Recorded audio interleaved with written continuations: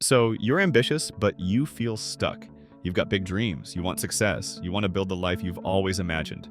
But there's a problem. You're stuck in a cycle of inaction. You know what you should be doing, you know the steps to take, and yet you don't take them. Instead, you procrastinate, and that procrastination brings guilt. Deep down, you realize you're capable of more, but the longer you put things off, the more that guilt turns into acceptance. Then a new year rolls around, and suddenly, you're setting the same goals you failed to accomplish last year.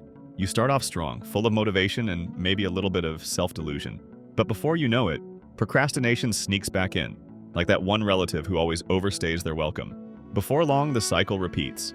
Procrastination turns into a habit, laziness becomes a label, and you start to believe this is just who you are. But here's the truth, it's not.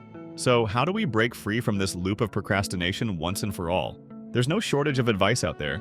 Countless videos telling you to delete social media, remove distractions, or set up a perfect workspace. And while those things might help in the short term, they don't actually solve the problem. Why? Because they don't address the root cause. At its core, procrastination isn't just about distractions or poor time management.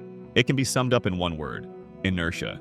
In physics, inertia is the tendency for objects at rest to stay at rest, and objects in motion to stay in motion, unless acted upon by an external force. You might recognize this as Newton's first law of motion, but what you might not realize is that it applies just as much to your tasks as it does to physical objects. Starting anything, no matter how small, requires an initial push. You need to exert some effort to overcome that resting state. And this is where most people get stuck. We overcomplicate that initial push in our minds. We build it up to be some impossible, exhausting, overwhelming thing. Instead of facing it, we retreat into easy, dopamine-heavy distractions. Scrolling, binge-watching, anything to avoid the discomfort. So if we want to beat procrastination, we don't just need motivation, we need to break inertia.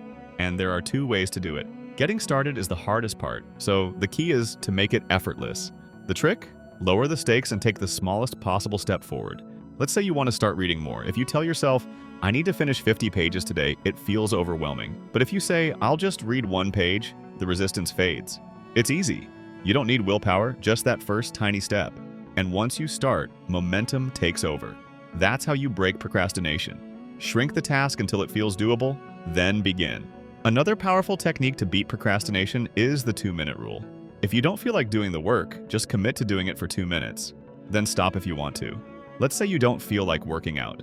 Instead of forcing yourself to commit to an hour-long session, just tell yourself, I'll do 2 minutes of stretching. Or if you need to study but feel unmotivated, tell yourself, I'll read 1 page and stop if I want to. The best part? You'll probably keep going. Once you start, it's easier to continue because, as Newton's law states, objects in motion stay in motion.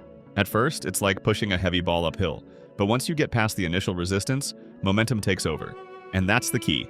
Make the first step so small that it's impossible to fail. You can use these 2 methods to beat procrastination in any area of your life. Whether it's reading more books, learning a new skill or language, organizing your space, finally starting that project you keep putting off. As Lao Tzu famously said, a journey of 1,000 miles begins with a single step.